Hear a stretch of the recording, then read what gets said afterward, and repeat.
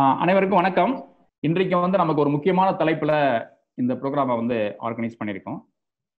அங்கக வேளாண்மையின் முக்கியத்துவம் மற்றும் சான்றிதழ் பெறுவதற்கான வழிமுறைகள் தான் இன்றைய நிகழ்ச்சியினுடைய தலைப்பு. இந்த ப்ரோக்ராமை நம்ம Pushkaram college of agriculture sciences and GTN college Dindigul, MS Swaminathan ஆராய்ச்சி நிறுவனம், இந்த 3 அமைப்புகளும் சேர்ந்து இதை ஏற்பாடு பண்ணியிருக்கோம்.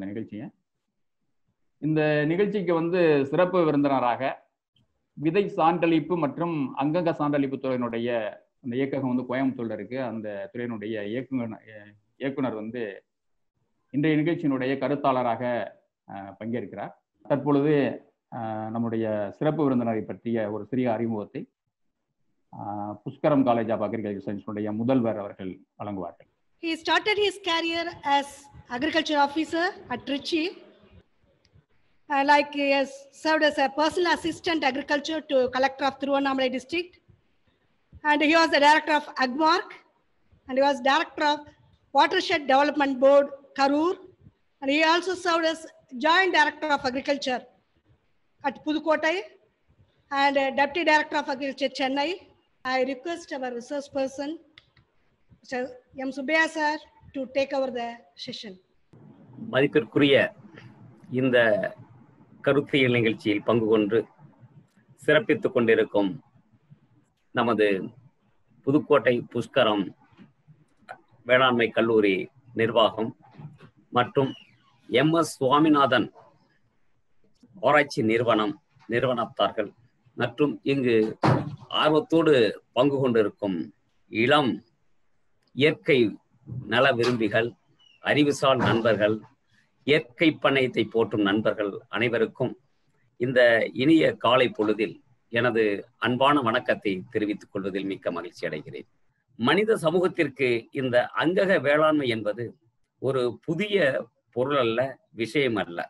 காரணம், நமது நாகரிகம், மனித நாகரிகம் எங்கு தோன்றியது என்றால் காடுகளிலும் குகைகளிலும் நாம் வாழ்ந்து கொண்டிருந்த பொழுது நமது உணவே காடுகளில் இயற்கையாக கிடைக்கக்கூடிய காய்கள், கனிகள், கிழங்குகள், இது போன்ற உணவுப் பொருட்களைத்தான், இயற்கையாக கிடைக்கக்கூடிய உணவுப் பொருட்களைத்தான் நாம் நாள்தோறும் பயன்படுத்தி வந்தோம்.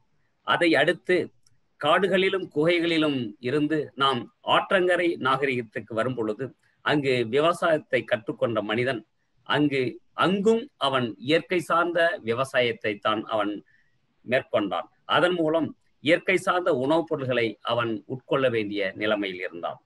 மேலும் அந்த ஆற்றங்கரை நாகரிகத்திலிருந்து அவன் நகர நாகரிகம் என்ற ஒரு நிலைக்கு வரும்போது வணிக முறையில் தன்னுடைய விவசாயத்தை மேற்கொள்ள வேண்டிய நிலையில் இருந்தான். காரணம், அங்கு தேவைப்பட்டது மக்களுக்கு அவன் உணவளிக்க வேண்டியது, உற்பத்தி செய்த விளைபொருளை வேறு ஒரு இடத்திற்கு கொண்டு செல்ல வேண்டியது. அந்த நிலைமையில் இருக்கும் பொழுது அந்த வணிக ரீதியான வேளாண்மையை கற்றுக்கொள்ள வேண்டிய நிலையில் இருக்கும் பொழுதுதான் மனிதனுக்கு தேவையான அடிப்படை தேவைகள் ஒன்றான உணவை நாம் மனிதனுக்கு கொடுக்க வேண்டிய சூழ்நிலையில் இருந்த பொழுதுதான் நாம் இந்த ரசாயன பொருள்கள் சார்ந்த விவசாயத்தை மனிதன் மேற்கொள்ள வேண்டிய நிலைக்கு வந்தது. அவ்வாறு மேற்கொள்ளும் பொழுது அதாவது புதிய ரகங்களை நாம் அறிமுகப்படுத்தினோம், ரசாயன உரங்களை பயன்படுத்துவதை அறிமுகப்படுத்தினோம், இயந்திரங்கள் சார்ந்த கருவிகளை அறிமுகப்படுத்தினோம். இன்னும் இது போன்ற பல்வேறு செயற்கை சார்ந்த நிலைகளை நாம் அறிமுகப்படுத்தியதன் விளைவாக இன்று அதாவது உணவுக்கு பஞ்சம் இல்லாமல் உலகம் எட்டக்கூடிய ஒரு நிலையை அடைந்தோம். ஆனால் இன்றைய நிலையில் நாம் என்ன எதிர்கொள்ள வேண்டியது இருக்கிறது என்றால், தரமான உணவு நமக்கு கிடைக்கிறதா என்றால் உண்மையிலேயே புலிவாலை பிடித்த கதையாக அந்த ரசாயன உரங்களை பயன்படுத்தியே ஆக வேண்டும் என்ற நிலைக்கு தள்ளப்பட்டுள்ளோம். எனவே இந்த நிலையில் நான் முன்கூட்டியே கூறியது போல 2 சவால்களை எவ்வாறு நாம் சமாளிப்பது. ஒன்று, உலகத்தாருக்கு உணவளிப்பது, தரமான உணவை கொண்டு வருவது. அந்த 2 நிலையிலையும் பல்வேறு நிலைகளில் இந்த ஆராய்ச்சிகளும் பல்வேறு கருத்தரங்குகளும் பல்வேறு இது மாதிரி பட்டறைகளும் நடந்து கொண்டு வருகிறது. இயற்கை சார்ந்த விவசாயத்தை செய்ய தவறியதால் நாம் என்னென்ன எதிர்கொண்டோம். அதாவது நான் கூறியது போல மண் வளத்தை நாம் நீண்ட காலத்திற்கு பேண முடியவில்லை. அவற்றினால் அந்த மண்ணில் உள்ள பல்லுயிர் பெருக்கத்தை நாம் பெருக்குவதற்கு நாம் சரியாக ஒரு யுக்தியை கடைபிடிக்க தவறிவிட்டோம். அத்தோடு நில்லாமல் அந்த இயற்கை சார்ந்த அந்த பூச்சி பூஞ்சாலம் நோய்களை கட்டுப்படுத்தக்கூடிய இயற்கை சார்ந்த அந்த ப்ரீடேட்டர்ஸ் என்று சொல்லக்கூடிய அந்த உயிரிகளை நாம் இழந்து விட்டோம். இவ்வாறு இழந்து விட்டபடியால் நாம் இன்னும் செயற்கை சார்ந்த நிலையில்தான் இருந்து வருகிறோம். எனவே இது ஒரு புறம் இருக்க, மற்றொரு புறம் நம்மளுடைய அன்றாட மனிதனுக்கு பல்வேறு பிரச்சனைகளும் இதை முன்னெடுத்துதான் வந்து கொண்டு இருக்கிறது என்று ஆராய்ச்சியாளர்கள் கூறுகின்றார்கள். எனவே இந்த இடத்தில் மனிதனுக்கு 2 விதமான போக்குகள், சிந்தனைகள் வந்து கொண்டு இருக்கிறது. அதாவது அந்த செயற்கை சார்ந்த விவசாயத்தை எவ்வாறு நாம் நிர்வகிப்பது, அதோடு இல்லாமல் இயற்கையோடு நாம் விவசாயத்தை எவ்வாறு வென்றெடுப்பது என்ற நிலையில்தான் நாம் இருந்து கொண்டிருக்கிறோம். அந்த நிலையில் இருக்கும் பொழுதுதான் நம்மளுக்கு அங்கக வேளாண்மை என்ற ஒரு நிலை நாம் முன்னெடுத்து செல்கிறோம். எனவே அங்கக வேளாண்மை இதன் அடிப்படையில் தான் இன்று உலகமே, நாம் மட்டுமல்ல, நாம் இந்த உலகத்தில் உள்ள அத்தனை நாடுகளும் இன்று அங்கக வேளாண்மைக்கு முக்கியத்துவம் கொடுத்து இன்று அதை மென்மேலும் வளர்த்து கொண்டிருக்கிறது.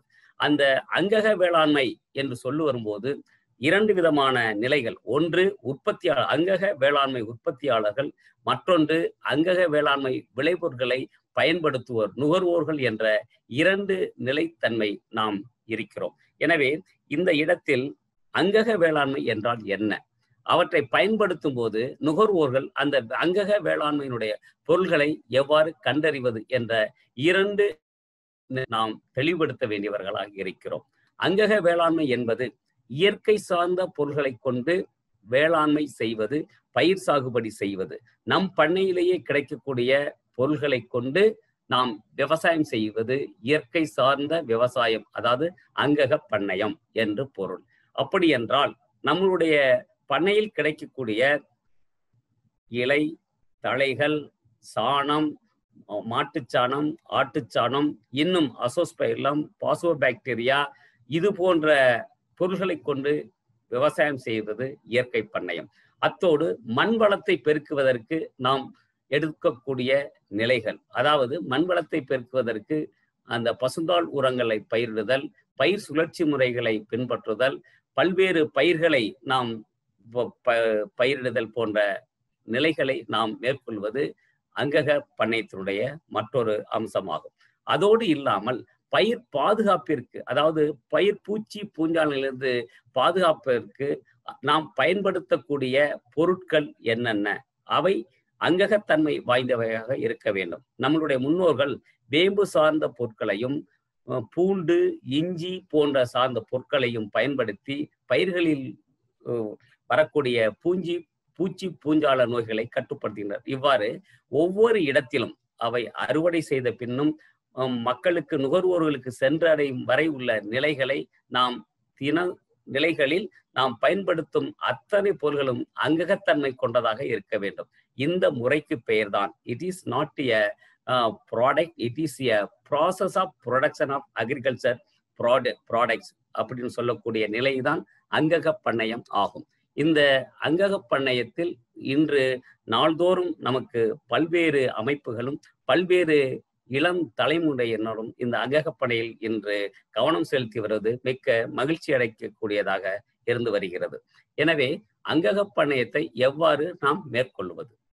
உங்களிடம் உள்ள பண்ணையத்தை நீங்கள் விரும்பினால் அந்த அங்கக தர குறியீட்டின்படி நம்மளுக்கு இந்தியாவில் NPOP என்று சொல்லக்கூடிய national program for organic products என்று சொல்லக்கூடிய அந்த தர குறியீட்டின்படி நாம் மேற்கொள்ள வேண்டியது அவசியமாகும். எனவே நுகர்வோர்களுக்கு எளிதில் நாம் சொல்லக்கூடிய வகையில் அந்த நமது கவர்மெண்ட் ஆஃப் இந்தியா, இந்திய அரசு நிறுவனம் காமர்ஸ் டிபார்ட்மெண்ட்ல NPOP என்ற national program for organic products என்ற ஒரு தர குறியீட்டினை வைத்து அங்கக பண்ணையம் செய்யும் விவசாயிகளுக்கு வழிகாட்டி வருகிறது.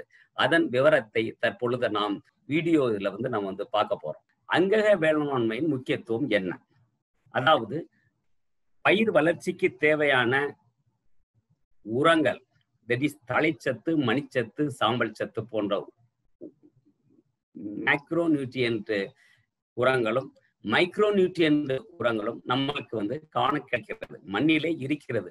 அந்த மண்ணில் உள்ள அந்த உரங்களை பயிர்களுக்கு எடுத்து செல்வது இந்த பல்லுயிர் அதாவது வேரியஸ் ஆர்கானிசம் என்று சொல்லக்கூடிய பல்லுயிர் ஆகும். இந்த பல் உயிர்களை அதனுடைய பெருக்கத்தை நாம் ஊக்குவிக்க வேண்டும் என்றால் அதனுடைய வளர்ச்சிக்கு நாம் தேவையானவற்றை நாம் கொடுக்க வேண்டும். அவற்றிற்கு நான் கூறியது போல தழைச்சத்து கொடுக்கக்கூடிய இலைத்தலைகள், சாணம், அசோஸ்பைலம், பாசோபாக்டீரியா போன்ற இனங்களை நாம் மண்ணிற்கு கொடுத்தோமானால் அந்த பல்லுயிர் பெருக்கத்தை ஊக்குவிக்க முடிகிறது. இதன் மூலம் மண்ணில் உள்ள அந்த தாவரத்துக்கு கிடைக்காத அந்த சத்துக்களை எளிதில் கிடைக்க வழிவகை செய்கிறது இந்த பல்லுயிர் பெருக்கம்.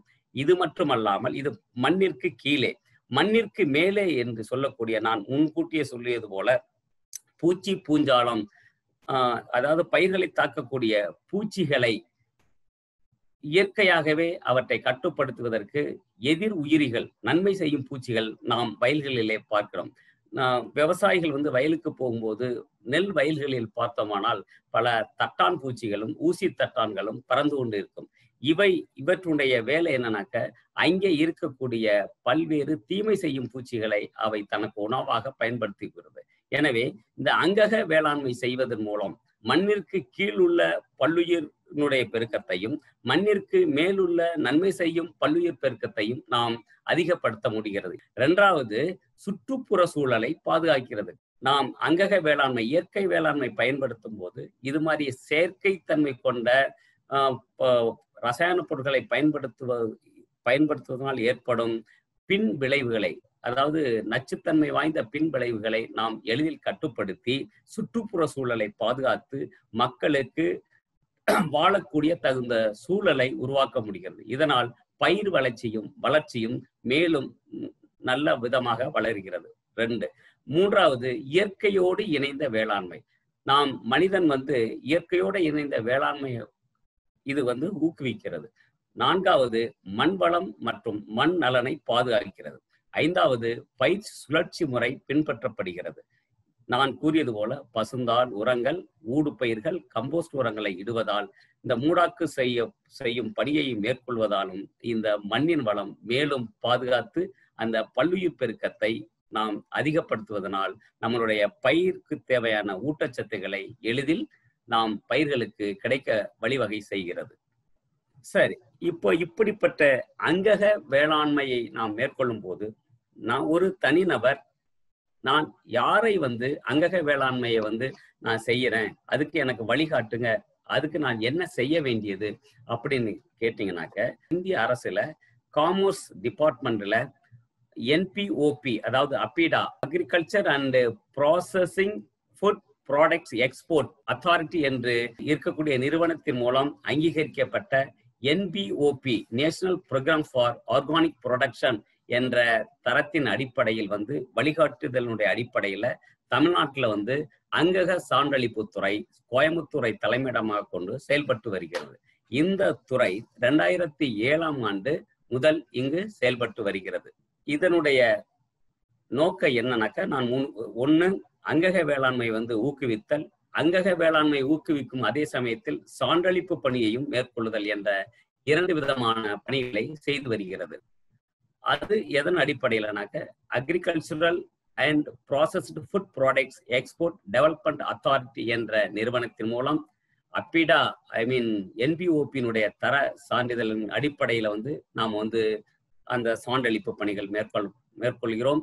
இந்தியாவில் வந்து பொதுவாக வந்து 29 சான்றளிப்பு பாடிஸ் இருக்கிறது, சர்டிஃபிகேஷன் பாடிஸ். பிரைவேட்ல வந்து 18 bodies, that is IMO, Indocert, Lacon, ஈகோசெட்டும் 11 நிறுவனங்கள் கவர்மெண்ட்ல இருக்கு. அதாவது குறிப்பாக தமிழ்நாட்டில் வந்து தமிழ்நாடு ஆர்கானிக் சர்டிஃபிகேஷன் டிபார்ட்மெண்ட், உத்தரகாண்ட்ல கவர்மெண்ட் ஏஜென்சி, ராஜஸ்தான், சத்தீஸ்கர் போன்ற இடங்கள்லையும் கவர்மெண்ட் ஏஜென்சி மூலம் இந்த சான்றிதழ் பணியை மேற்கொள்கிறோம். சரி, இது இவ்வாறு இருக்கும்போது உலகத்துல எவ்வாறு வந்து இந்த சான்றளிப்பு பணிகள் மேற்கொள்ளப்படுகிறது. நான் கூறியது போல இந்தியாவை பொறுத்த வரைக்கும் என்பிஓபியினுடைய ஸ்டாண்டர்ட் படி சான்றளிப்பு பணி செய்து வருகிறோம். அது மாதிரி யுஎஸ்ஏ பார்த்தீங்கன்னாக்க இந்த ஆர்கானிக் சர்டிபிகேஷனுக்கு வந்து எளிதில் நுகர்வோர் கண்டுகொள்ளும் விதமாகவும் ஆர்கானிக் சப்ஸ்டன்ஸ் ப்ராடக்டை உற்பத்தி செய்பவர்களுக்கு எளிதில் சந்தைப்படுத்துவதற்கு எளிதாக இருக்கும் விதமாகவும் நேஷனல் ஆர்கானிக் ப்ரோக்ராம் என்ற ஒரு ஸ்டாண்டர்டை வந்து யுஎஸ்ஏ வச்சிருக்கு.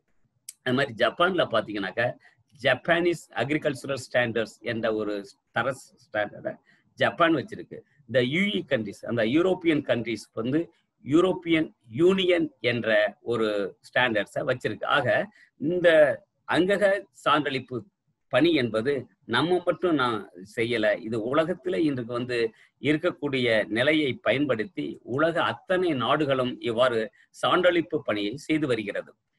அதாவது என்பிஓபி மூலம் நாம் சான்றளிக்கப்பட்ட அந்த வேளாண் அங்கக பொருட்கள் வந்து யுஎஸ்ஏ என்று சொல்லக்கூடிய அமெரிக்காவை தவிர மற்ற எல்லா நாடுகளுக்கும் இயைந்த ஒரு தரக்காரணியை கொண்டு நாம் வந்து சான்றளிப்பு பணி செய்து வருகிறோம். எனவே எல்லா நாடுகளுக்கும் நாம் ஏற்றுமதி செய்ய வாய்ப்பு இருக்கிறது. ரெண்டாவது, அதாவது யுஎஸ்ஏ தவிர. ரெண்டாவதாக உள்நாட்டில் வந்து நாம் கொடுக்கக்கூடிய அந்த டிஎன்ஓசிடி என்ற தமிழ்நாடு ஆர்கானிக் சர்டிஃபிகேஷன் டிபார்ட்மெண்ட் மூலம் கொடுக்கக்கூடிய ஸ்கோப் என்ற சர்டிஃபிகேட்டை நம்ம கொடுக்குறோம். நீங்க பார்த்துருப்பீங்க, மற்ற பொருள்களுக்கு பார்த்துருப்பீங்கன்னாக்க பிஸ் ஸ்டாண்டர்ட் மூலம் ஐஏஎஸ்ஐ போன்ற அந்த தரக்காரணி, உணவுப் பொருள்களுக்கு பார்த்தீங்கன்னாக்கா ப்ராசஸ்டு ஃபுட் ப்ராடக்ட் பார்த்தீங்கன்னா அக்மார்க் என்ற தரக்காரணி அந்த சான்று கொடுப்போம். அது மாதிரி அங்கக சான்றை வந்து ஒரு கடையில போய் பார்க்கணும்னாக்க நாம் இந்த மாதிரி தட் இஸ் ஸ்கோப் என்ற ஒரு சர்டிபிகேட் அதுல வந்து பொறுத்திருந்தா அது வந்து அரசின் மூலம் தரக்காரணிகளுக்கு உட்பட்டு சான்றளிக்கப்பட்ட பொருளுக்குரிய அடையாளம் தான் அந்த ஸ்கோப் என்ற சர்டிபிகேட். ஆக தமிழ்நாட்டில் வந்து ஸ்கோப் என்ற ஒரு வடிவத்தில் வந்து அங்கக வேளாண் பொருள்களுக்கு நாங்கள் சான்றளிப்பு கொடுத்து வருகிறோம். பொதுவாக பார்த்தீங்கன்னாக்க இந்தியாவில் 16-17 வந்து நாம் அங்கக வேளாண்மை பொருள்களை வந்து கிட்டத்தட்ட 17-18 வந்து 4.58 லட்சம் மெட்ரிக் டன் நம்ம வந்து எக்ஸ்போர்ட் பண்ணியிருக்கிறோம். ஒன்று. ரெண்டாவது, அதனுடைய வேல்யூ பார்த்தீங்கன்னாக்க 3453.48 கோடி மதிப்புள்ள 4.58 லட்சம் மெட்ரிக் டன் பொருட்களை நம்ம ஏற்றுமதி செஞ்சிருக்கிறோம். இது எந்தெந்த நாடுக்குனாக்க USA, European Union, Canada, Switzerland, Australia, Israel, South Korea, Vietnam, New Zealand, Japan, இது போன்ற நாடுகளுக்கு நாம் ஏற்றுமதி செஞ்சிருக்கிறோம். இந்த இடத்துல உங்களுக்கு ஒரு கேள்வி வரும், அதான் நம்மளுடைய அந்த ஸ்கோப் சர்டிபிகேட் பொருத்தப்பட்ட அங்கக வேளாண் பொருட்கள் யுஎஸ்ஏ ஸ்டாண்டர்டுக்கு வந்து நாம் வந்து அந்த யுஎஸ்ஏ நாட்டுக்கு வந்து நம்ம வந்து ஏற்றுமதி செய்ய முடியாதுன்னு சொன்னீங்களே, அது எப்படி வந்து இந்த இடத்துல வந்து யுஎஸ்ஏக்கு வந்து நீங்க எக்ஸ்போர்ட் பண்ணியிருக்கிறன்னு ஒரு கேள்வி வரும். அதுக்கு என்ன பதில்னாக்க, அந்த யுஎஸ்ஏ அதாவது என்ஓபி என்று சொல்லக்கூடிய அந்த ஸ்டாண்டர்டை வந்து யுஎஸ்ஏ வச்சிருக்கு. அந்த யுஎஸ்ஏனுடைய அம்பாசிடர்கள், அந்த நிறுவனத்தர்கள் நமது நாட்டில் வந்து அவர்களுக்கு தேவையான பொருள்களை நம் நிலங்களில் வந்து நம் உழவர்கள் நிறுவனங்கள் மூலம் உற்பத்தி செய்து அவங்க ஸ்டாண்டர்டுக்கு ஏற்ப அந்த பொருள்களை வந்து தரம் பிரித்து அவர்களுக்கு வந்து அந்த என்ஓபி என்ற சர்டிபிகேட்டை கொடுத்து இங்கேருந்து ஏற்றுமதி செய்கிறோம். மற்ற நாடுகளுக்கு இந்த ஸ்கோப் என்ற சர்டிபிகேட்டே போதுமானது. ஆக இவ்வாறு பல்வேறு நாடுகளுக்கு இன்று அங்கக சான்று பொருள்கள் வந்து நம்ம வந்து ஏற்றுமதி செய்கிறோம். இதுல குறிப்பாக நாம் அதிகமாக ஏற்றுமதி செய்த பொருள் என்னன்னாக்க எண்ணெய் வித்து பயிர்கள் 47.6%, அதான் தானியங்கள் மற்றும் சிறுதானியங்கள் வந்து 10.4%, டீ அண்ட் காஃபி வந்து 8.96%, ஃப்ரூட்ஸ் ட்ரை ஃப்ரூட்ஸ் வந்து 8.8%, ஸ்பைசஸ் அண்ட் காண்டிமெண்ட்ஸ் வந்து 7.76% போன்ற அளவில் வந்து 17-18 வந்து நாம் வந்து ஏற்றுமதி செஞ்சிருக்கோம். இவ்வாறு ஏற்றுமதி செய்வதும் போது அவர் வந்து ஒருத்தர் வந்து ஒரு விவசாயியோ இந்த அங்கக வேளாண்மைகளுக்கு சான்று பெறணும்னாக்க ஒரு விவசாயியோ அங்கக சான்று பண்ணையை அமைக்கிறதுக்கு முன் வரலாம், இல்லை வந்து ஒரு குழுவாக வரலாம்.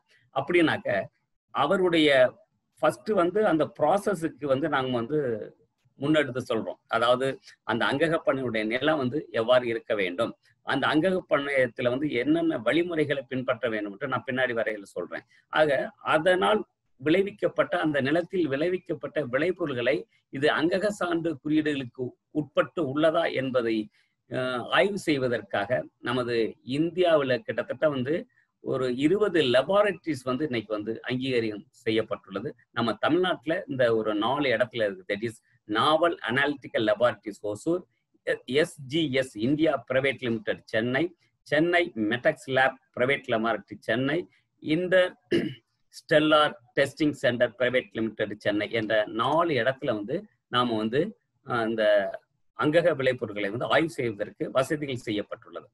இப்போ இப்படி உள்ள நிலையில ஒரு தனிநபரோ குழுவோ எவ்வாறு அங்கக சான்றளிப்புக்கு அந்த பணிகளுக்கு உள்ள வர்றது என்பதை பற்றி அடுத்து இப்போது பார்க்க போறோம். ஆக ஒரு தனிநபர் அல்லது குழுவோ இந்த அங்கக சான்று பணியை வந்து மேற்கொள்ளலாம். அதாவது அந்த விளைபொருளை உற்பத்தி செய்வதற்கும் தன்னுடைய நிலத்தை அந்த விளைபொருளை உற்பத்தி செய்வதற்கு தயார்படுத்துவதற்கும் முன் வரலாம். அப்படி வரும்போது அவர் எந்த தர காரணிகளை அவர் பின்பற்றணும்னாக்க, நான் முன்கூட்டியே சொன்னது போல என்பிஓபியினுடைய வரையறுக்கப்பட்ட அந்த உற்பத்தி முறைகளை வந்து சில நம்மளுக்கு வந்து வழிமுறைகள் சொல்லப்பட்டிருக்கு. அதன் வழிமுறைகள் படி அவர் வந்து அங்கக வேளாண்மையை தொழிலை செய்வதற்கு முன் வர வேண்டும். அந்த அங்கக சான்றளிப்பு முறையில் உற்பத்தி செய்வதற்கு முறையே அவருக்கு எதாவது கொடுக்குறோம்னா நம்ம சான்றளிப்பு, பயிர் உற்பத்தி ப்ரொடக்ஷன், அதனுடைய ப்ராசஸிங், அவர் பயன்படுத்தக்கூடிய இடுபொருள்கள் தட் இஸ் இன்புட்ஸ் உற்பத்தி மற்றும் ட்ரேடு. இப்போ ஒருத்தர் விருப்பப்படுறாரு, நான் அங்கக வேளாண் பொருள்களை வந்து ஏற்றுமதி செய்ய போறேன், எனக்கு சான்று வேணும்னாக்க அவருக்கும் கொடுக்குறோம். ஆக தனித்தனியாக இந்த 4 விதமான பணிகளுக்கும் இவை தவிர்த்து அனிமல் ஹஸ்பண்டரி தட் இஸ் வந்து கால்நடை பொருள்களுக்கும் மற்றும் தேன் போன்ற பொருள்களுக்கும் நாம் இந்த மாதிரி அங்கக சான்றளிப்பு கொடுத்து வருகிறோம். இவற்றில் வந்து ஒரு நபர் வந்து அங்கக சான்றளிப்பு பணிக்கு அந்த முறைக்கு வரணும்னாக்க அவர்கிட்ட வந்து கட்டணமாக தனிநபர் மற்றும் விவசாயி சிறு குறு விவசாயிகளுக்கு முதலாம் ஆண்டு 2700 ரூபாயும், வருடாந்திர புதுப்பித்தல் தட் இஸ் வந்து ரெனிவலுக்கு வந்து 2325 ரூபாயாகவும் அவர் கட்டணம் செலுத்தணும். அதே சமயத்துல இது வந்து சிறு குறு விவசாயிகளுக்கு. அதே தனிநபர் பிற விவசாயியா இருந்தாக்க அவர் முதலாம் ஆண்டு கட்டணம் 3200, வருடாந்திர புதுப்பித்தல் கட்டணம் 2450 அவர் செலுத்தணும்.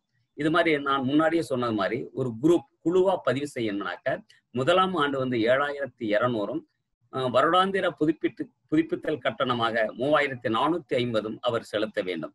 இவை இல்லாம that is trading certificate that is ஒரு பொருளை வந்து வேளாண் அங்கக பொருள்களை வந்து ஏற்றுமதி செய்வதற்கு அவர் வந்து வணிக ரீதியிலான சர்டிபிகேட் வேணும்னாக்கா அந்த நிறுவனத்திற்கும் நாங்க வந்து சர்டிபிகேட் கொடுக்குறோம். டிசி டிரான்சாக்ஷன் சர்டிபிகேட் என்று சொல்லக்கூடிய டிசி கொடுக்குறோம். அதுக்கு வந்து முதலாம் ஆண்டு கட்டணம் 9400, வருடாந்திர புதுப்பித்தல் கட்டணமாக 5650 கட்டணமாக செலுத்த வேண்டும். சரி, இப்படி செலுத்தணும் அப்படின்னாக்க அவர் என்ன செய்யணும்? அவர் என்ன செய்யணும்னாக்க என்பிஓபியினுடைய கைட்லைன் படி, அபிடாவினுடைய கைட்லைன் படி ஒரு விண்ணப்ப படிவம் இருக்கு. இந்த கீழே கொடுத்துருக்கிற பாருங்க சர்க்குலர் www.tnocd.net என்ற இணையதளத்துல போனீங்கன்னா அந்த 1A1 என்ற ஒரு படிவம் இருக்கு. 1A1 என்ற அந்த படிவத்தை விண்ணப்பத்தை எடுத்து அதை பூர்த்தி செய்து அதனுடன் அவர் வந்து வருடாந்திர பயிர் திட்டம் என்ன செய்ய போறாரு, நான் டிபார்ட்மெண்டோட ஒரு ஒப்பந்தம் செய்ய வேண்டி இருக்கும். அதனுடன் மண் மற்றும் நீர் பரிசோதனை, அதாவது soil and water testing particulars அதோட இணைக்கணும். பண்ணையினுடைய வரைபடம் இணைக்கணும். பொதுவாக பண்ணையினுடைய பொது விவரக்குறிப்பு இணைக்கப்பட வேண்டும். அத்துடன் சிட்டா, அவருடைய பேன் நம்பர், நிரந்தர கணக்கு எண், ஆதார் கார்டு, புகைப்படம் 2 இவை அனைத்தையும் இணைத்து எங்களுடைய கோயம்புத்தூர் நிறுவனத்திற்கு அவர்கள் வந்து சப்மிட் பண்ணோம்னா அதை பேஸ் பண்ணி ஃபர்ஸ்ட் வந்து நாங்கள் வந்து அவர் வந்து ரெஜிஸ்டர் பண்ணுவோம். ரெஜிஸ்டர் பண்ணி அவருக்கு வந்து ஒரு டெம்பரவரி அங்கீகார எண் கொடுப்போம். தட் இஸ் ஆர்கானிக் ஃபார்மர் என்ற டெம்பரவரி ஒரு சான்று கொடுப்போம், எண் கொடுப்போம்.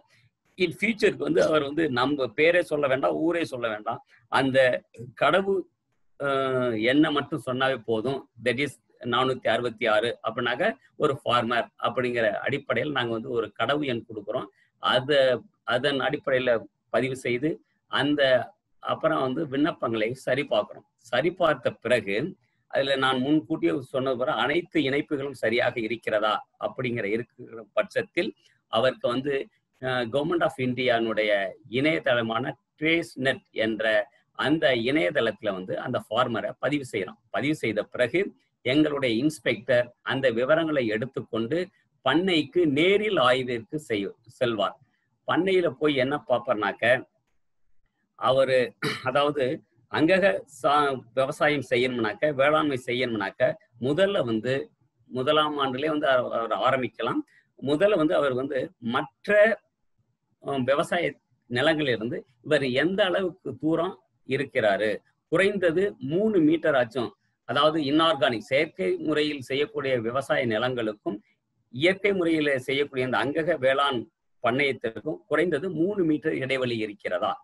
ஏனெனில் அந்த செயற்கை முறையில் செய்யக்கூடிய விவசாயத்துல அவர் வந்து பூச்சி மருந்து தெளிப்பாரு, ரசாயன உரம் போடுவாரு, இது போன்ற பல பொருட்கள் வந்து இவற்றை இந்த அங்கக வேளாண்மை நிலத்தை வந்து எளிதில் வந்து அடையாதவாறு அவற்றிற்கு வந்து முதல்ல பார்க்கக்கூடிய நிகழ்வு என்னன்னாக்க, அந்த இடைவெளி இருக்கிறதா, ஐசோலேஷன் டிஸ்டன்ஸ் இருக்கிறதான்னு பார்ப்போம்.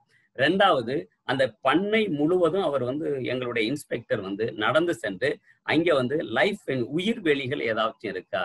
காரணம்னாக்கா நான் முன்கூட்டியே கூறியது போல இந்த எண்டோசல்ஃபான் இது மாதிரி ரசாயன பூச்சி மருந்துகள் அடிக்கும் போது காற்றில் கலந்து அவை நம்மளுடைய அங்கக பண்ணையத்தினுடைய வயலை பாதிக்காத அளவுக்கு அங்கே வந்து உயிர்வேலி அமைக்கப்பட்டுள்ளதா என்று பார்ப்போம். 3வது, அங்கே வந்து பயிர் என்னென்ன செஞ்சிருக்கிறாரு, பயிர் செய்யும் போது அவர் என்னென்ன வந்து பொருட்களை வந்து இடுபொருள்களை பயன்படுத்தி இருக்கிறாரு, இல்ல வந்து பயிர் பாதுகாப்பு மருந்துகளாக எவற்றை பயன்படுத்துகிறார் என்ற ஒரு விரிவான ஒரு ஆய்வை மேற்கொள்வார் எங்களுடைய ஆய்வாளர். அதன் பிறகு அந்த ஆய்வு அறிக்கையை வந்து எங்களுடைய கோயம்புத்தூர் உள்ள தலைமையிடத்துக்கு அனுப்பி வைத்து இங்கிருந்து அதை வந்து இங்கேயும் நாங்கள் வந்து எல்லாருடைய அந்த சட்ட திட்டங்களுக்கு உட்பட்டு அந்த ஆய்வறிக்கையினுடைய மதிப்பீடு இருக்கிறதா என்று ஆய்வு செய்த பின்னர் அவருக்கு வந்து ஒரு கமிட்டி இருக்கு.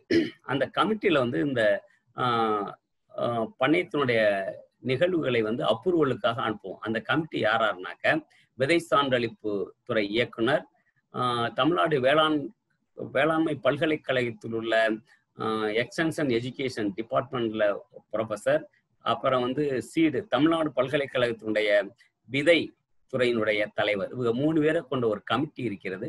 ஒவ்வொரு 3 மாதத்துக்கும் இந்த கமிட்டி கூடும். இந்த 3 மாதத்துக்கு கமிட்டி கூடிய போது இந்த விண்ணப்பத்தை வந்து அங்கீகரிப்பதற்காக நாங்கள் அனுப்புவோம்.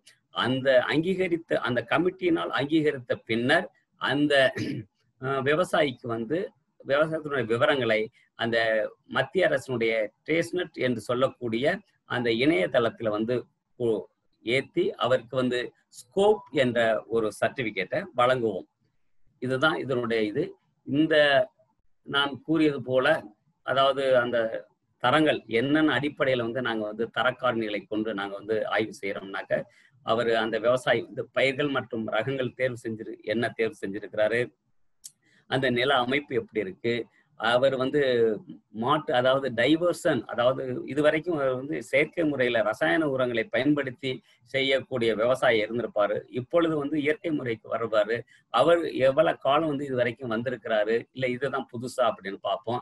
இல்ல வந்து என்னென்ன பயிர் வந்து அவர் வந்து தன்னுடைய பண்ணையில வந்து போட்டிருக்கிறாரு, மண் வளத்தை பெருக்குவதற்கு என்னென்ன திட்டங்கள் வச்சிருக்கிறாரு, வேறு ஏதாச்சும் கலப்படம் ஏற்படாம இருக்கிறதுக்கு என்னென்ன நடவடிக்கைகள் வச்சிருக்கிறாரு, மண் வளம் மற்றும் நீர்வளம் பாதுகாப்பு என்னென்ன நடவடிக்கை எடுத்திருக்கிறாரு, பூச்சி மற்றும் நோய் களை மேலாண்மைக்கு என்னென்ன நடவடிக்கை எடுத்திருக்காங்க போன்றவற்றை நாங்க ஆய்வு செய்து அதன் அடிப்படையில் வந்து அவருக்கு வந்து மதிப்பீடு கொடுத்து அந்த மதிப்பெண்களின் அடிப்படையில் தான் அவர் எங்களுடைய இன்ஸ்பெக்டர் வந்து ரெக்கமெண்ட் பண்ணுவார். மேலும் என்ன பார்ப்பாங்கனாக்க, அதாவது ரிஸ்க் ஃபேக்டர்ஸ்னு ஒரு காரணிகள் இருக்கு. அந்த ரிஸ்க் ஃபேக்டரையும் எங்களுடைய இன்ஸ்பெக்டர் வந்து அனலைஸ் பண்ணுவார். அதாவது அந்த ஃபார்மருக்கு வந்து அவரு ஹேண்டியா ஆப்ரேட் பண்ணக்கூடிய அளவுக்கு நிலத்தின் பரப்பு இருக்கா, அவர் உற்பத்தி முறை வந்து எப்படிப்பட்ட வந்து பயிர் சுழற்சி முறை கையாளுறாரா, எந்த அளவுக்கு அவர் வந்து உற்பத்தி எடுக்கிறாரு, இதுக்கு முன்னாடியே நாங்க ஏதாச்சும் இவர் வந்து யாருக்காச்சும் அப்ரோச் பண்ணி அதனுடைய ரிசல்ட் ஏதாச்சும் காப்பி வச்சிருக்கிறாரா, இல்ல அந்த பண்ணையம் வந்து மாசுபடுவதற்கு வேற வாய்ப்புகள் ஏதாச்சும் இருக்கா, இல்ல சப்போஸ் இன்ஸ்பெக்ஷன் போகையில அதே ஊர்ல வந்து ஒருத்தர் பேசுவார், என்னன்னாக்கா, சார் எங்க சார் போறீங்க, இந்த மாதிரி அவர் சும்மா சார் இது மாதிரி வந்து தட் வந்து இயற்கை பண்ணையம்னு சொல்லிட்டு அவர் வந்து பூச்சி மருந்து தான் சார் அடிச்சுட்டு இருக்கிறார். அப்படிப்பட்ட கருத்துக்களையும் நாங்கள் சேகரித்து அதன் அடிப்படையில் மதிப்பீடு செய்வோம். இல்ல இதோட அவர் வந்து எத்தகைய விதையை வந்து தேர்வு செஞ்சிருக்கிறாரு, இடுபொருள் என்னென்ன பயன்படுத்தி இருக்கிறாரு போன்ற விவரங்களை ஆய்வு செய்து அவருடைய ஆண்டு பயிர் திட்டம் ஊர் உண்டாக்கும், தட் இஸ் ரிஸ்க் ஃபேக்டர்ஸ் ஆய்வு செய்யறோம். அது மாதிரி தணிக்கை படிவம் 15A 16A அது வந்து தனிநபர் அந்த குழுக்களுக்குள்ள அந்த படிவத்தை ஆய்வு செய்து இதன் அடிப்படையில அவருக்கு வந்து நாங்கள் வந்து சான்றிதழ் கொடுக்கிறோம். இது வந்து தனிநபராக இருக்கும் பட்சத்தில் இப்படிப்பட்ட ஒரு ஆய்வுத்தன்மை போகுது. இது இல்லாம அவர் வந்து குழுவா இருந்தார்னாக்க அதிகபட்சம் குறைந்தபட்சம் 25 நபர்கள், அதிகபட்சம் 500 பேர். இந்த குழுவைத்தான் நாங்க வந்து ஒரு குழுவா எடுத்துக்கிறோம். இந்த குழுவா அவங்க வந்து சப்போஸ் ஒரு 50 ஃபார்மர்ல வந்து 75 ஃபார்மர் இணைந்து ஒரு அங்க வேளாண்மை செய்யணும்னாக்க அவங்க முதல்ல வந்து நம்ம வந்து சொசைட்டி ஆக்ட் படி அவங்க வந்து ரெஜிஸ்டர் பண்ணிருக்கோம். தட் இஸ் கூட்டுறவு அல்லது நிறுவன சட்டத்தில் பதிவு செய்யப்பட்ட குழுவாக இருக்க வேண்டும். 1. 2வது, சாகுபடி பரப்பானது ஒத்த சூழ்நிலை மற்றும் நில அமைப்பு கொண்டதாக இருக்க வேண்டும். காரணம்னாக்கா நான் வந்து ஏற்றுமதிக்கு வந்து சுவிட்சர்லாந்துல வந்து எனக்கு வந்து பைனாப்பிள் இருக்கு, நான் ஏற்றுமதி செய்யறேன்னு சொல்லிட்டு ஒரு அது விளைவிக்க இடம் முடியாத ஒரு இடத்துல போனாக்கா அது வந்து நாங்க ஏற்றுக்கிற மாட்டோம். அந்த சாயிலுக்கு ஏற்ற அந்த பயிரை, அந்த சூழ்நிலைக்கு ஏற்ற அந்த பயிரை வந்து அவர் வந்து தேர்ந்தெடுக்கணும். சாகுபடி 2வது ஒற்றை சாகுபடி இருக்க வேண்டும். அதாவது ஒற்றை சாகுபடினாக்க அந்த பயிர் வந்து சுழற்சி முறையில வந்து பயன்படுத்திக்கிட்டு வரணும். இதை வந்து இதை பொறுத்த வரைக்கும் அந்த மெம்பர்ஸ் வந்து 75 பேரா 100 பேர்னாக்கா எல்லாருமே ஒரே பயிரை சாகுபடணும். ஒற்றை சாகுமுறையில வந்து அவர் வந்து அந்த குழு வந்து சாகுபடி செஞ்சிருக்கணும். 10 ஏக்கருக்கு அதிகமாக பரப்புள்ள விவசாயிகள் குழுவில் உள்ள மொத்த விவசாயிகளில் 50% மட்டுமே இருக்க வேண்டும். 10 ஏக்கருக்கு மேல அங்க வந்து எவ்வளவுனாக்க இப்போ 75 பேர் இருக்குனாக்கா ஒரு 50% மட்டும் 10 ஏக்கருக்கு மேல இருக்கலாம் குழுவா இருக்கும்போது. மற்றபடி வந்து சிறு குறு விவசாயிகள தான் இருக்கணும். அப்புறம் குழுவிற்கு உள்ளீட்டு தர ஆவணங்கள் தனியாக இருக்கணும். அதாவது ஒரு குழுவா இருந்துச்சுனாக்க அது நாம் வந்து என்ன செய்ய போறோம், எப்படி வந்து இந்த தரமான வேளாண் அங்கக பொருட்களை வந்து நாம் வந்து உற்பத்தி செய்ய போறோம், நாம் வந்து எந்த வணிக ரீதியில வந்து எப்படிப்பட்ட ஒரு எம்பளத்துல வந்து நாம் வந்து இந்த மாதிரி மார்க்கெட்டிங் செய்ய போறோம் போன்ற அனைத்து விவரங்களும் வந்து அவர்கள் வந்து வச்சிருக்கணும். இது இல்லாம ஒரு குழுவா அவங்க வந்து அங்கக வேளாண்மை சான்று வரணும்னாக்க அவங்க வந்து குறைந்தபட்சம் இந்த நான் இப்ப சொல்லக்கூடிய சில பணிகளை வந்து செஞ்சிருக்கணும். அதாவது இன்டர்னல் கண்ட்ரோல் சிஸ்டம் என்று சொல்லக்கூடிய குழுவிற்கு உள்ளீட்டு தர கட்டுப்பாடு ஒரு பணிகளை செய்யணும். அதாவது அந்த குழுவுக்கு ஒரு மேலாளர் இருக்கணும் கட்டாயம்.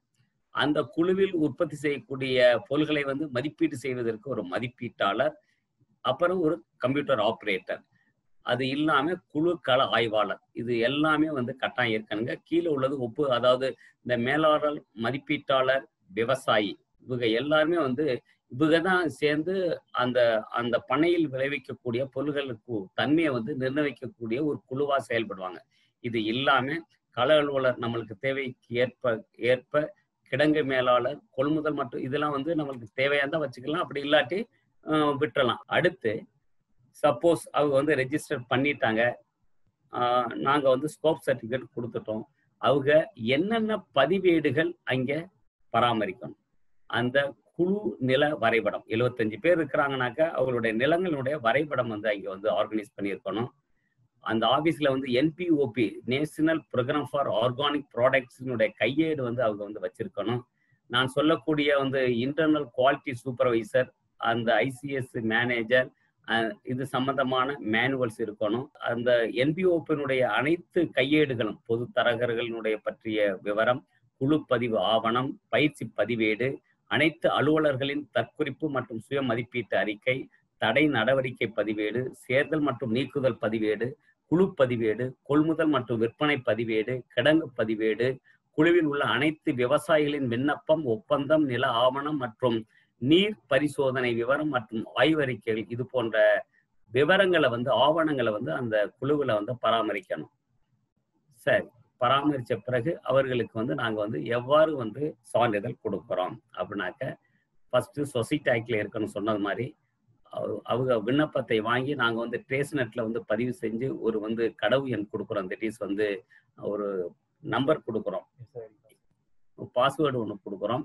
அதை பயன்படுத்தி எங்களுடைய இன்ஸ்பெக்டர்ஸ் வந்து போய் இன்ஸ்பெக்ட் பண்ணிட்டு அதை வந்து ட்ரேஸ்நெட்ல பதிவு செய்யறாங்க, வயல் ஆய்வுலாம் மேற்கொண்டு. அதன் பின்னர் இது மாதிரி குழு நடவடிக்கைகள் எங்களுடைய கமிட்டியில் அப்ரூவ் பண்ணி அவங்களுக்கு சான்றளிப்பு கொடுக்குறோம். இதுதான் வந்து சான்றளிப்பு பெறும் விதம். சரி, சான்றளிப்பு பெற்ற பின்னர் எங்க இன்ஸ்பெக்டருக்கும் எங்க துறைக்கும் அவங்களுக்கு என்ன தொடர்புனா, எங்க துறை ஆய்வாளர்கள் இல்லை அலுவலர்கள் வந்து அவ்வப்போது போய் வந்து திடீர் ஆய்வு இல்லை வந்து அறிவிக்கப்பட்ட ஆய்வு மேற்கொள்வார்கள். அப்பொழுது வந்து அவர்கள் இந்த பதிவேடுலாம் வந்து இருக்கான்னு பார்ப்பாங்க. தட் இஸ் தினசரி பதிவேடு, இடுபொருள் பதிவேடு, உற்பத்தி பதிவேடு, விற்பனை பதிவேடு போன்ற பதிவேடு பார்ப்பாங்க. இதெல்லாம் அது என்ன பதிவேடு எப்படி இருக்கணும்னு சொல்லியிருக்கிறோம். விவசாயிகள் தினசரி பதிவேடுனா வயல் எண், பரப்பு, பணியின் விவரம், இடுபொருள், உற்பத்தி அளவு இப்படி காலத்துல இருக்கும். அதனால வந்து இது வந்து நீங்க ரெஜிஸ்டர் பண்ணையில இதை பார்த்துக்கலாம். நெக்ஸ்ட் வந்து நாம் தெரிந்து கொள்ள வேண்டிய விஷயம் வந்து அந்த அங்கக வேளாண் பண்ணையத்துல 3 விதமான இன்புட்ஸை வந்து நம்ம வந்து தெரிந்து கொள்ள வேண்டியது.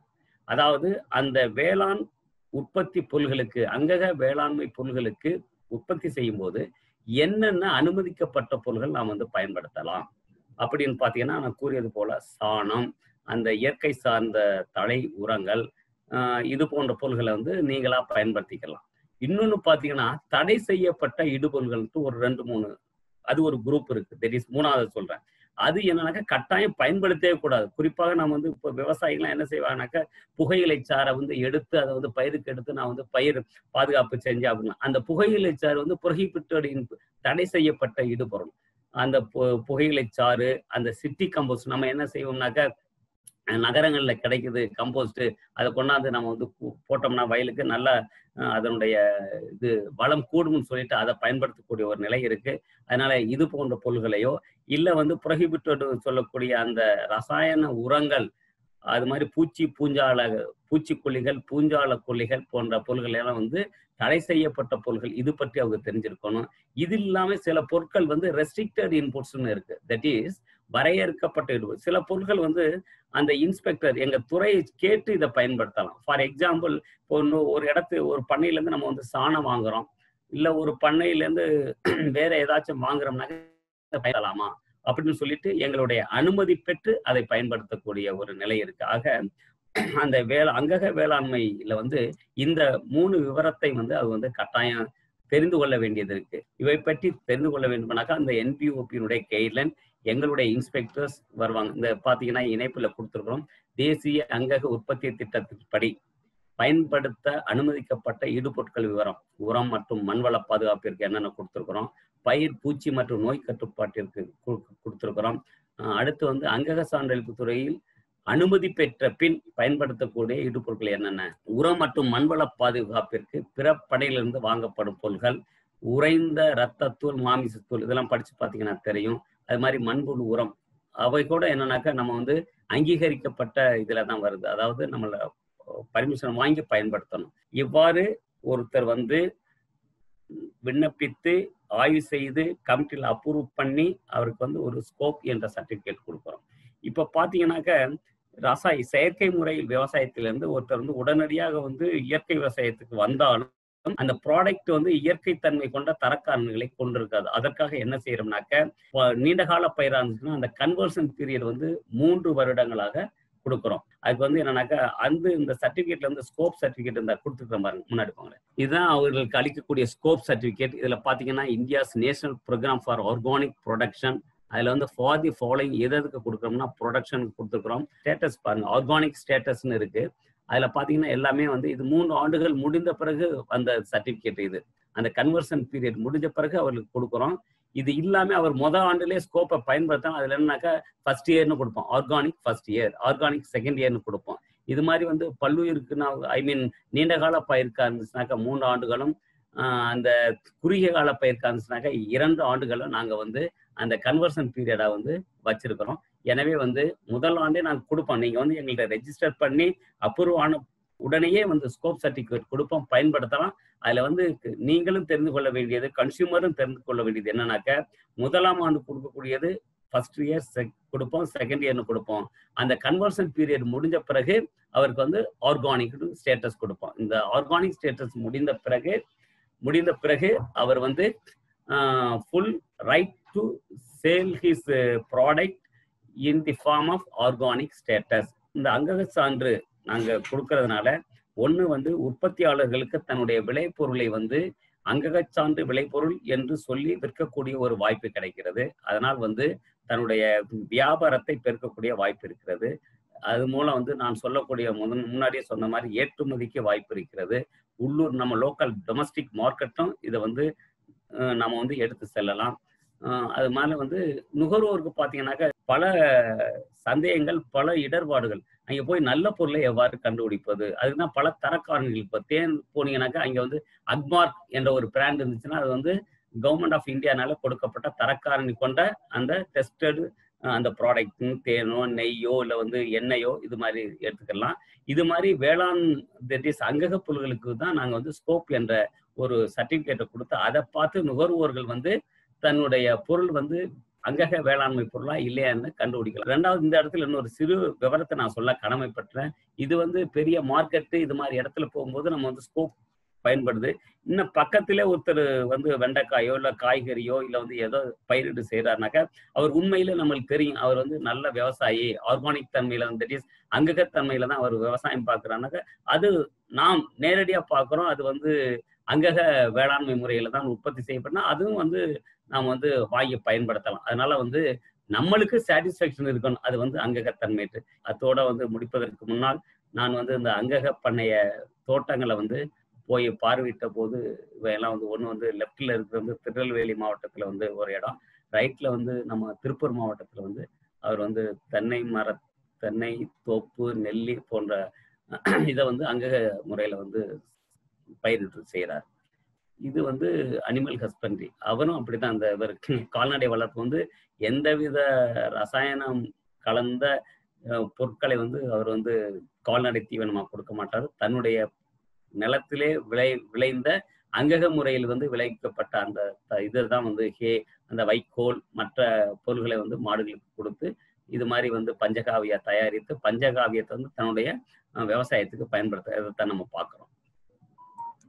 இவ்வாறு அங்கக பொருள்கள் வந்து நாம் விளைவிக்க வேண்டிய ஒரு முக்கியத்துவம், அந்த அங்கக பொருள்களை வந்து விளைவிக்கும் போது நாம் பின்பற்றக்கூடிய நடைமுறைகளும் சான்றளிப்பு பெற என்னென்ன வழிமுறைகள் பற்றி எடுத்து சொன்னேன்.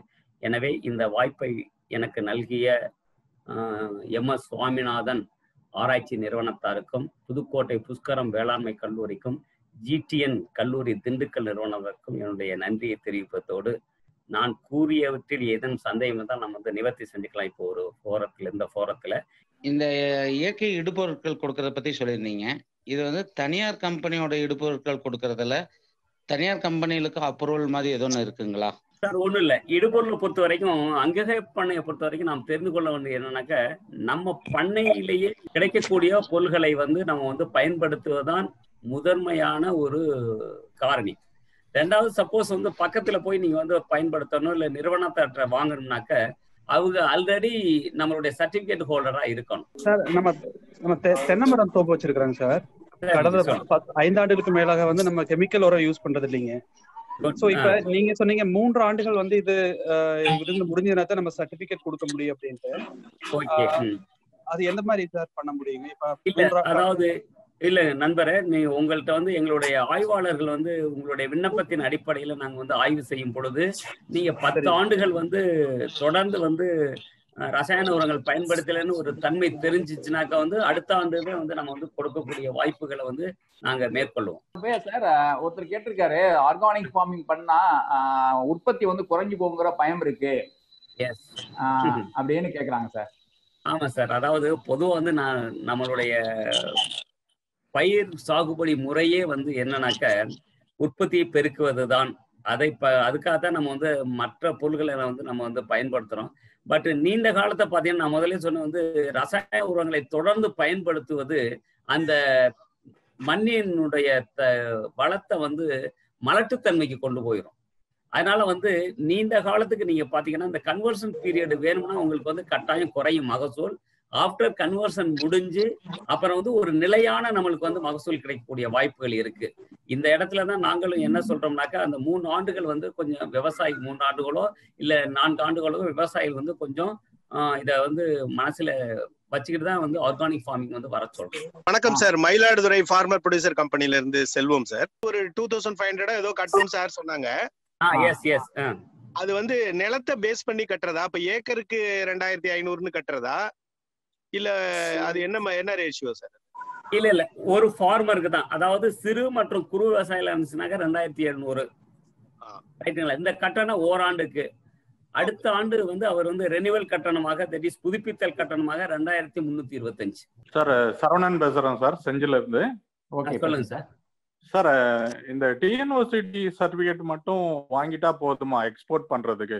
இல்ல சார், பொதுவா வந்து நான் கூறியது போல ஒவ்வொரு கண்ட்ரிலையும் வந்து ஒவ்வொரு அங்கக வேளாண்மைக்கான அந்த சான்றிதழ் கொடுக்குறாங்க. அதாவது என்ஓபினாக்கா யூஎஸ்ஏ. இப்போ யூஎஸ்ஏக்கு வந்து நீங்க வந்து எக்ஸ்போர்ட் பண்ணணும்னாக்கா அந்த சர்டிபிகேட் தான் வாங்கணும். மற்ற நாடுகளுக்கு நான் கூறியது போல வந்து யூரோப்பியன், தட் இஸ் யூரோப்பியன் யூனியனுக்கு நாடுகளுக்கு நீங்க அனுப்பணும்னாக்க இந்த ஸ்கோப் சர்டிபிகேட்டே போதுமானது.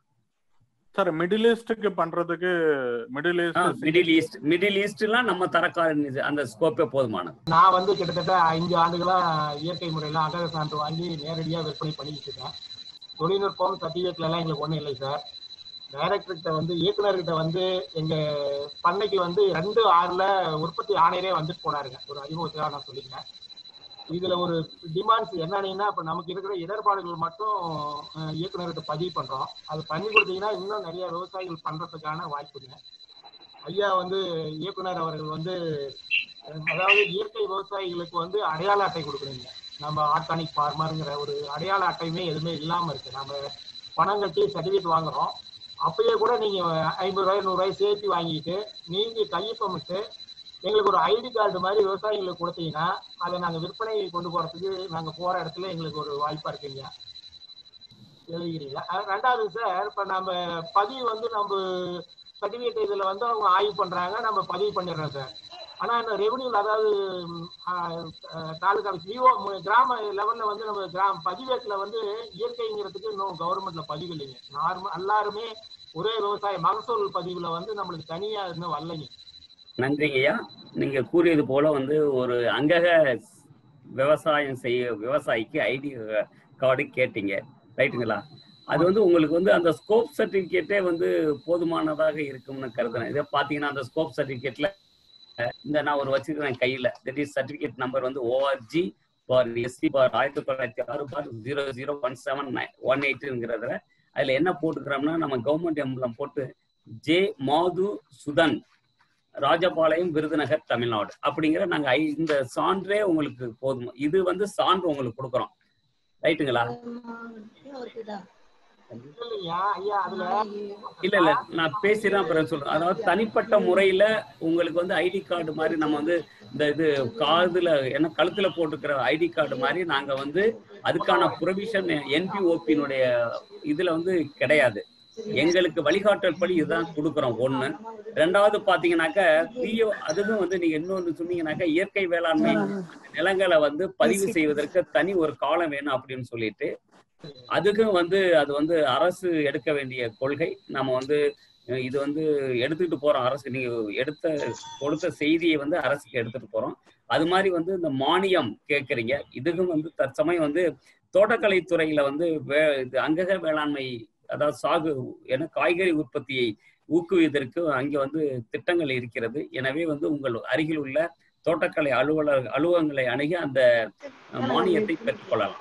எப்பிஓ எப்பிசிக்கு என்னென்ன ஹெல்ப் பண்றீங்க? இப்ப தமிழ்நாடு அரசும் என்ன செய்யுதுனாக்க formation of farmer producer organisation and குரூப்புக்கு வந்து வேளாண் துறை அண்ட் தோட்டக்கலை துறை மூலம் வந்து இன்னைக்கு வந்து திட்டங்கள் இருக்குங்க ஐயா. உங்க பகுதியில வந்து எப்பிஓ ஆரம்பிக்கணும்னாக்க உங்க தொடர்புடைய அந்த அலுவலகங்கள் சென்று அருகில் உள்ள வேளாண்மை அல்லது தோட்டக்கலை அலுவலகத்துக்கு சென்று போனீங்கன்னாக்கா இங்க திட்டத்துல நீங்க வந்து எப்பிஓ ஒரு ஆர்கனைசேஷன் ஆரம்பிக்க வாய்ப்பு இருக்குங்க ஐயா. இப்ப எப்பிஓல வந்து ஒரு 1000 ஃபார்மர் இருப்பாங்கல்ல சார், இதுல வந்து இப்ப இந்த மாதிரி அது ஒரு ஆர்கானிக் இது அப்படின்னு சொன்னாக்க அந்த இண்டிவிஜுவல் ஃபார்மருக்கு சர்டிபிகேட் பண்ணணுமா, இல்ல அந்த எப்பிஓ ஃபார்மர் ப்ரொடியூசர் ஆர்கனைசேஷன் பண்ணா போதுங்களா? அது குரூப்புக்கு தான் நாங்க கொடுக்குறோம். குரூப்ல யார் ஃபார்மர் சொல்லிட்டு நம்ம ட்ரேஸ் நெட்ல பதிஞ்சிருப்போம் இணையதளத்துல. அவருடைய பர்டிகுலர் 1000 ஃபார்மரை வந்து நம்ம இணையதளத்துல வச்சிருப்போம். அந்த குரூப்புக்கு தான் சர்டிபிகேட் கொடுப்போம். குரூப் மூலம் தான் அவங்க வந்து மார்க்கெட் பண்ணுவாங்க. ஓகே ஓகே நாடி ஓகே ஓகே தேங்க்ஸ் சார். இன்னொரு கொஸ்டின் வந்து ரம்யாங்கிறவங்க கேட்டிருக்காங்க, what are all the test taken in a product if it is suspected to be fake organic product? Right sir. அதாவது உள்நாட்டினுடைய விற்பனையா இருந்துச்சுனாக்கா அந்த ஆய்வகத்துல வந்து ஹெவி மெட்டல்ஸ் அண்ட் வந்து கெமிக்கல்ஸ் ரெசிடியூ இது மாதிரி சோதனையில பாக்குறேன் சார்.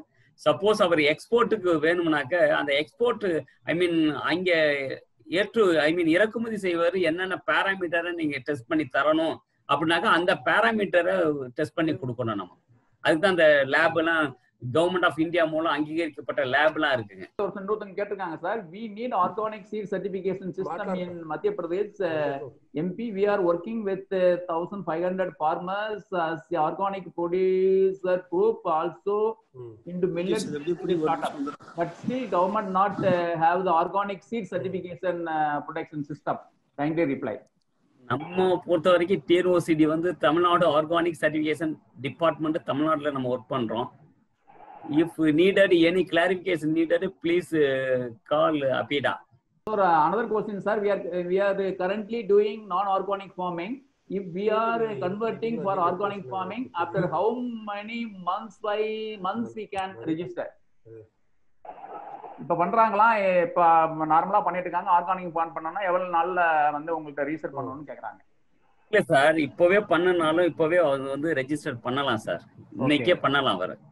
பட் அவர் வந்து இப்போ ஆனுவல் கிராப் பெரனியல் கிராப்ஸ் சொல்லிட்டு ஃபுல் அந்த நான் சர்டிபிகேட் கொடுக்குறேங்கல்ல, முதலாம் ஆண்டுல இருக்கிறாரு, 2ஆம் ஆண்டுல இருக்கிறாரு, 3ஆம் ஆண்டுல இருக்கிறாரா, 4ஆம் ஆண்டுல இருக்கிறாரா, ஃபுல்லி வந்து முடிச்சிடறாரா அப்படின்னு சொல்லிட்டு லாஸ்ட் இப்போ வந்து நான் சொன்ன மாதிரி ஒரு சின்ன திருத்தம். ஆனுவல் கிராப்ஸுக்கு நாங்க வந்து 3 ஆண்டுகள் conversion period. After conversion period he will get full organic certificate. Perennial crop naka after conversion period வந்து 4 years he will get organic certificate. அது வரைக்கும் முதலாம் ஆண்டு ஆர்கானிக் ஃபார்மர், 2ஆம் ஆண்டு ஆர்கானிக் ஃபார்மர்னு கொடுப்போம். சார் இன்னொருத்தர் கேட்டிருக்காங்க, ஆர்கானிக் சர்டிபிகேஷன் ஆனுவல் அது வந்து வருஷம் ரெனியூவல் பண்ணணுமா இல்ல மொத்தமாவே ரெனியூவல் பண்ணாம பர்மனன்ட்டா கிடைக்குமான்னு கேக்குறாங்க. இல்ல வருஷம் ரெனியூவல் பண்ணணும் சார். கடையில விக்கும்போது அது ஆர்கானிக் தானா அப்படின்னு எப்படி நம்ம பாக்குறது அப்படின்னு கேக்குறாங்க. எங்க சார் கடையிலயா? கடையில ஒரு பொருள் இருக்கு, அவர் ஆர்கானிக்னு சொல்றாரு. அது ஆர்கானிக்னால நம்ம ஏதாவது இல்ல சார். அதாவது அததான் நான் 2 விதமா சொன்னேன். ஒண்ணு வந்து சார் ஒருத்தர் சொன்னாரு, நானே வந்து ஆர்கானிக் ப்ரொடியூஸ் இது காய்கறி எல்லாம் வந்து உழவர் சந்தையில கொண்டு விற்கும் போது என்னுடைய பொருள் வந்து சீக்கிரம் போயிருதுன்னு சொல்லிட்டு, அது லோக்கல் மார்க்கெட். இப்ப நான் உற்பத்தி செய்யறேன்னா நியர்பை இது நுகர்வோர் வந்து என்னை பத்தி தெரிஞ்சிருப்பாரு, என்கிட்ட வாங்கிக்கிறவாரு. இது வந்து நம்பிக்கையின் அடிப்படையில ஆர்கானிக் போயிட்டு இருக்கு 1 to 1. இப்போ வந்து தேர்ட் பார்ட்டினாக்க அதுக்கு தான் நாங்க வந்து தேர்ட் பார்ட்டி சர்டிபிகேட் கொடுக்குறோம். அவர் வந்து ஆர்கானிக் ப்ரொடியூசரா அப்படிங்கிறதுக்கு அவருடைய அந்த விளைபொருளுக்கு வந்து நாங்க ஸ்கோப் சர்டிபிகேட் கொடுக்குறோம். அதை அந்த அவரோட ப்ராடக்ட்ல வந்து அவர் ஸ்கோப் சர்டிபிகேட் போட்டிருப்பாரு. ஸ்கோப் என்ற ஒரு சர்டிபிகேட், அதை பயன்படுத்தி அவர் வந்து தெரிஞ்சுக்கலாம். அந்த இடுபொருட்கள் தற்சார்புல செய்யணும்னு சொன்னீங்க, அதுக்கான ட்ரைனிங் அது மாதிரி ஏதோ ஒன்று ஃபார்மர்ஸ்க்கு கொடுக்குறீங்களா? ஆமா சார், நம்ம வேளாண் துறையில வந்து இப்ப இது இருக்குங்கல்ல, பயோ பெஸ்டிசைடு, பயோ ஃபெர்டிலைசர் எல்லாம் வந்து உற்பத்தி செய்வதற்கு இன்னைக்கு வந்து பயிற்சி கொடுத்துட்டு இருக்கிறாங்க சார். பக்கத்தில் உள்ள கேவிகே, அதாவது உழவர் பயிற்சி நிலையங்கள், வேளாண் அறிவியல் நிலையம் இருக்கும், அங்கேயும் போனீங்கன்னாக்க பயிற்சி கொடுப்பாங்க. சார் இன்னொருத்தர் genetically modified crop allowed organic genetically modified crop வந்து சார் இல்ல நாட் அலவுட் சார். மண்புழு உரம் தயாரிப்பதற்கு சப்சிடி இருக்கான்னு கேக்குறாங்க, அப்படித்தானே? மண்புழு இருக்கு சார், வேளாண் துறை, தோட்டக்கலைத்துறை. ஐயா, சொந்த நிலம் உள்ளவர்கள் மட்டுமே விண்ணப்பிக்க முடியுமா இல்ல எங்க அப்பா பேர்ல நிலம் உள்ளது என் பெயரில் பதிவு செய்ய முடியுமான்னு கேக்குறாங்க. செய்யலாம் சார். அந்த அப்பா பேர்ல இருந்து ஒரு இது என்ன 20 ரூபா பத்திரத்துல வந்து டாக்குமெண்ட் பண்ணிட்டு என்னுடைய பையன் வந்து விவசாயம் செய்யறாரு, NOC வாங்கிக்கிட்டு we can go for organic certification. நாங்க அந்த விவசாய நிலத்தை வந்து மசால் பில்லு, மாட்டுக்கு தேவையான ஃபாடர் எல்லாம் போட்டுருக்கோம். ஆனா பக்கத்துல இருந்த விவசாய நிலம் நான் பக்கத்துல ஒரு ஃபேக்டரி இருக்கு. சோ இதை வந்து இப்ப நாங்க ஆர்கானிக்ன்ட்டு எப்படி சொல்ல முடியுமா இல்ல அதுக்கான ப்ரொசீஜர் இருக்குங்களா? என்னன்னா பக்கத்துல நீங்க இது மாட்டு பண்ணி வச்சிருக்கீங்க, அது வந்து மசால் பில்லு எல்லாம் காட்டுல தான் போட்டிருக்கோம். சரி. அது பக்கத்துல மட்டும் ஃபேக்டரி இருக்கு, ஃபேக்டரி இது வச்சிருக்கு, ஃபேக்டரி பக்கத்துல காடு இருக்கு. இப்ப அது வந்து இப்ப நாங்க ஆர்கானிக்னு சொன்னோம்னா இப்ப அதுக்கு மாத்திரமா சார்? நிலம் எங்காச்சும் தூரமா இருக்கணுமா இல்ல அதையே வச்சு நாங்க? அதாவது பக்கத்துல ஃபேக்டரி இருந்துச்சுன்னா அது கண்டாமினேஷன் வருமா வராதன்ட்டு நேரடியாக ஆய்வு செய்யணும் ஒண்ணு. ரெண்டாவது அவ்வாறு வந்து கண்டாமினேஷன் ப்ரொஹிபிட் பண்றதுக்கு லைஃப் ஃபென்சிங் பெரிய பெரிய மரங்களை வந்து ஒரு 3 மீட்டர் டெப்த் அந்த வித்துக்கு வந்து நம்ம வேலியை சுத்தி நம்ம லைஃப் ஃபென்சிங் போட்டோம்னா ஓரளவுக்கு வந்து கண்டாமினேஷனை தடுக்கலாம். அவையும் மீறி அந்த ஃபேக்டரி வந்து இன்னும் வந்து கண்டாமினேட் பொருட்களை வந்து எமிட் பண்ணுது, அது வந்து பாதிக்குதுனாக்கா அது பாதிப்பு தான். we couldn't give scope certificate. Sir குத்தகைக்கு வந்து நிலத்துக்கு கிடைக்குமான்னு சர்டிஃபிகேட் கிடைக்குமான்னு கேக்குறாங்க. கிடைக்கும் சார். தென்னைமர ஃபார்ம்ல நட்டை குட்டை குட்டை நட்டை இதெல்லாம் வந்து ஜெனட்டிக்கலி மாடிஃபைடு கேட்டகரியில வருங்களா இல்ல அது நேச்சுரல்? இல்ல சார், ஹைபிரிட் சார் அதெல்லாம். சோ அது வந்து சர்டிஃபிகேட் அப்ளிகபிள்ங்களா இல்லீங்களா? applicable. Okay, thank you sir. Where and how we can get the organic package and practices? TNAU Tamil Nadu வேளாண் பல்கலைக்கழகத்தை அணுகலாம் சார். செயற்கை உரங்கள் போடுறதுனால நிலம் வந்து மலட்டு தன்மை வருது அப்படின்னு சொன்னீங்க. அப்ப அரசாங்கமோ இல்ல நீங்களோ வந்து இந்த செயற்கை உரங்கள், இப்ப பூச்சிக்கொல்லிகள்லாம் சிலது வந்து தடை வச்சிருக்காங்க, அதே மாதிரி சில செயற்கை உரங்களுக்கு அரசும் தங்களுடைய நிறுவனமும் அதுக்கு வந்து தடை விதித்தால் இன்னும் வந்து உங்களுக்கு மக்கள் நோய் நொடி இல்லாம நல்லா வாழ்றதுக்கு ஒரு சாத்தியக்கூறு இருக்குதுல்ல சார்? ரைட்டுங்க. அதாவது நீண்ட காலத்துல வந்து நம்ம வந்து ரசாயன உரங்களை பயன்படுத்தும் போது கட்டாயம் வந்து அவற்றை வந்து நம்மளுக்குள்ள இப்போ வந்து முன்னாடி உள்ள சவாலே என்னன்னாக்கா ரசாயன உரங்களை எவ்வாறு நாம் பயன்படுத்துவது. போதுமான அளவு பேஸ்ட் ஆன் தி சாயில் டெஸ்ட்டை வச்சு என்ன ப்ரோக்ராம் இருக்கோ அதை படி போனோம்னா we can manage to some extent. ஆனால் நீண்ட காலத்திற்கு நம்ம வந்து நிலத்தினுடைய வளத்தை நம்ம பாதுகாக்கணும்னாக்க நம்ம வந்து இந்த இதை வந்து அங்கக வேளாண்மை வந்து நம்மளுக்கு வந்து கை கொடுக்கும். ஒன்று. ரெண்டாவது வந்து prohibited pesticide or fungicide or அது மாதிரி ஃபெர்டிலைசர் கொண்டுட்டு வரோம்னாக்கா அது வந்து கவர்மெண்ட் வில் டேக் டெசிஷன். நான் லதா பேசுறேன், கேவிகே பிசியா இருந்தேன்ல சார். எனக்கு ஒரு டவுட் என்னன்னா, இப்போ ஒரு 2-3 வருஷத்துக்கு முன்னாடி என்ன சொன்னாங்கன்னா, நம்ம தமிழ்நாடு ஸ்டேட்லாம் கொஞ்சம் பெரிய ஸ்டேட், ஏன்னா சிக்கிம் வந்து ஃபுல்லி ஆர்கானிக் அப்படின்னு பேசுறப்ப தமிழ்நாட்டுல வந்து மொத்தமா வர்றது வந்து கொஞ்சம் நாள் ஆகும். அதனால வந்து ஃபர்ஸ்ட் எஃபிஷியன்ட் ஜோன்ஸ் வந்து ஐடென்டிஃபை பண்ணுவாங்க, அதுல ஃபர்ஸ்ட் கன்வர்ஷன் பண்ணுவாங்க அப்படிங்கிற மாதிரி ஒரு அரசு கொள்கை மாதிரி இருந்தது. அதுபடி இப்ப ஏதாவது ஐடென்டிஃபை பண்ணிருக்காங்களா சார்? தற்சமயம் வந்து யாரெல்லாம் வந்து அங்கக சான்றிதழுக்கு வர்றாங்களோ அந்த எஃபிஷியன்ட் ஜோன் வந்து இட் இஸ் ப்ரொபோசல் ஒன்று இருக்கு. அது நம்ம உதகமண்டலத்தை வந்து அப்படி அறிவிக்கலாமான்ட்டு. சார் நான் doctor Rajasekar, Salem sir. Okay sir, இப்போ ஆர்கானிக் ஃபார்மிங் அப்படின்ட்டு இப்போ நீங்க எல்லா டீட்டெயில்ஸ் தான் கொடுக்குறீங்க, ஆர்கானிக் ஃபார்மர்ஸ் சர்டிஃபிகேட் கொடுக்குறீங்க. இப்போ கவர்மெண்ட் சைட்ல வந்து இப்போ ஆர்கானிக் ஃபார்மர் ப்ரொடியூஸ் பண்ண ப்ராடக்டை வந்து ஆர்கானிக் அவுட்லெட் வந்து கவர்மெண்ட் இந்த மாதிரி ரெடி பண்ணி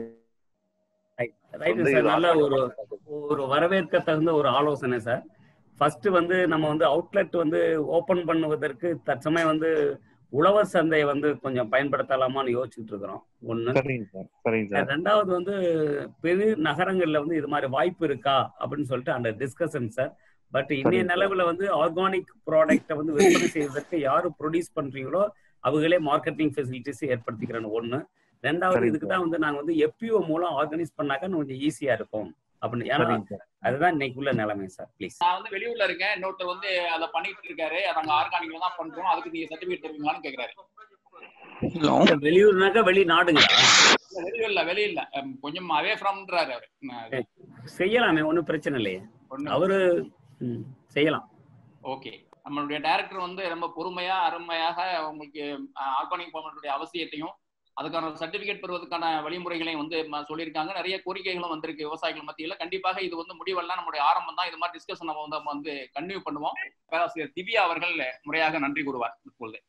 On behalf of Puskaram College of Agriculture Sciences, I take this opportunity to propose oath of thanks. First of all, I thank our management, Secretary Sir, Principal Madam, M.S. Swaminathan Research Foundation, Pudukkottai, GTN Arts College, Dindikal, Puskaram College of Agriculture Sciences, Pudukkottai, and our teaching and other non-teaching faculties from all the institutions who have directly and indirectly contributed to this webinar. At the outset, I thank our special speaker, Mr. M. Subbiah Sir, Director of Seed Certification and Organic Certification, for their highly valuable and informative lecture on organic production and certification, which is the need of us, sir. We are enlightened with your presence, sir. Our special thanks goes to Dr. Rajkumar sir, Senior Scientist, MS Swaminathan Research Foundation, for this contribution to organize this webinar. Our heartfelt thanks to farmers, representatives from organic companies, and staff and students from various colleges and institutions for their active participation. With these warm words and a kind message, we move to the end of today's webinar. Thank you everyone.